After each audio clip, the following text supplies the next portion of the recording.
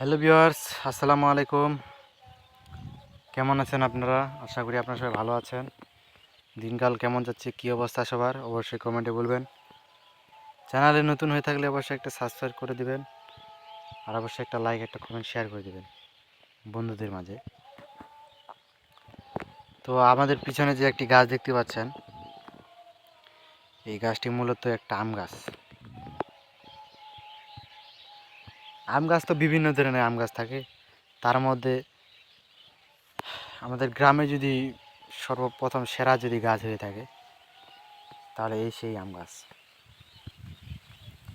এই আম গাছটি কথা কেন বলতেছি আপনারা হয়তো বা অনেকে জিজ্ঞাসা করতে পারেন যে ভাই, গ্রামে এত ভিডিও আমের গাছ রয়েছে, তোমরা কেন এই আমের গাছটা দেখাচ্ছেন?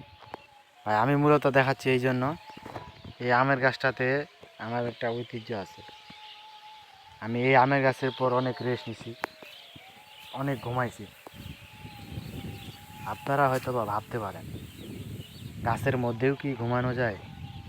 হ্যাঁ ভাই, ঘুমানো যায়। সেটা এই আমের গাছ না দেখলে বোঝা যায়। আমার সিস্টেম ছিল একটা ঘুমানোর। এই গাছটা আমাকে ছায়া দিয়েছে। এই গাছ আমার পরম বন্ধু। গাছ আমাদের কি পরম বন্ধু আমাদের। হ্যাঁ, তো এই গাছে আমি দীর্ঘ কয়েক বছর ধরে এই গাছের সাথে বন্ধুত্ব। আসলে আপনারা হয়তো বা ভাবতে পারেন গাছ আবার কীভাবে বন্ধুত্ব হয়। আছে ভাই, মানুষের যেরকম একটা মানুষের মানুষের বন্ধুত্ব, গাছ এবং মানুষ, গাছও একটা কিন্তু মানুষের একটা বন্ধুত্ব। কেননা এই গাছ আমাদেরকে অনেক ছায়া দেয়, ছিঁয়া দেয়। গ্রামের ভাষায় ছিয়া, বাংলায় শুদ্ধ ভাষায় ছায়া, ছায়া দেয়। এই দিয়ে আমি এখানে আছি, চারপাশে কিন্তু অনেক রোদ, কিন্তু আমাকে ছায়া দিছে। আর যে গাছটার কথা বলতেছি আমি, মূলত এই আমের গাছটা। এই আমগুলো এত পরিমাণ টেস্ট, আপনাদেরকে বলে বোঝাতে পারবো না। এখন কিন্তু আম ফুলে নাই, কিন্তু গ্রীষ্মকাল নয়, এই সময় আম ফুলবে না। আম ফুলে মূলত আর কয়েক মাস গেলে আম ফুলবে।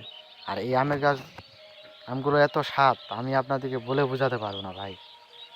মানে কাঁচাতে এরকম টেস্ট, মানে অসাধারণ, মানে সেই স্বাদ ভাই।